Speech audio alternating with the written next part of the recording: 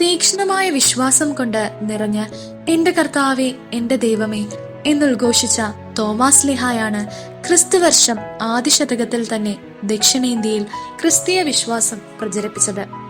അദ്ദേഹം AD 52 കൊടുങ്ങല്ലൂർ തുറമുഖത്ത് കപ്പലിറങ്ങി എന്നാണ് പാരമ്പര്യം.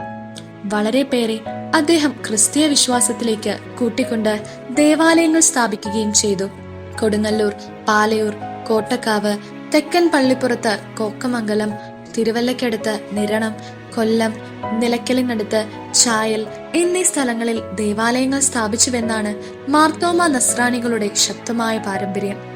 ഇന്നത്തെ തമിഴ്നാട്ടിൽ മദ്രാസിനടുത്തുള്ള മൈലാപ്പൂരിൽ വെച്ച് AD 72 അദ്ദേഹം രക്തസാക്ഷിത്വം വരിച്ചു.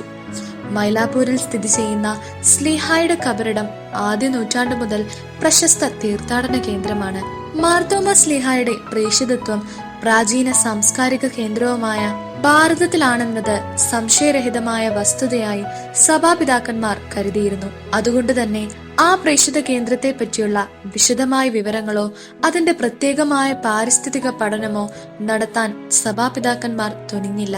ആരാധനക്രമ തെളിവുകൾ സഭയുടെ ആരാധനക്രമ വിശ്വാസവും പാരമ്പര്യങ്ങളും സംരക്ഷിക്കുകയും തലമുറകളിലേക്കത് കൈമാറുകയും ചെയ്യുന്നു. പാശ്ചാത്യ പൗരസ്ത്യ സഭകളുടെ ആരാധനക്രമങ്ങൾ പ്രത്യക്ഷമായും പരോക്ഷമായും മാർത്തോമ സ്ലീഹായുടെ ഭാരത പ്രേഷിതത്വത്തെയും രക്തസാക്ഷിത്വത്തെയും പറ്റി വ്യക്തമായി പ്രതിപാദിക്കുന്നുണ്ട്. പ്രാചീന രക്തസാക്ഷിത്വ ചരിത്രത്തിലും ആരാധനക്രമ പഞ്ചാംഗങ്ങളിലും വിശുദ്ധ തോമാസ് ലീഹായെ ഭാരതസഭയോട് ബന്ധപ്പെടുത്തിയാണ് പ്രതിപാദിക്കുന്നത്.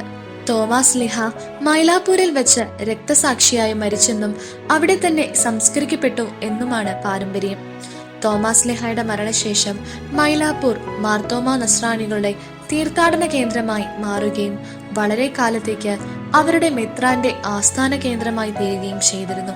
1942 വർഷത്തോളം കത്തോലിക്കരും അക്കത്തോലിക്കരും അക്രൈസ്തവരുമായ മാർത്തോമ ഭക്തന്മാർ ഏകഗണമായി അംഗീകരിക്കുന്ന മാർത്തോമാ സ്ലീഹായുടെ കബറിടമാണ് മൈലാപ്പൂരിലുള്ളത്.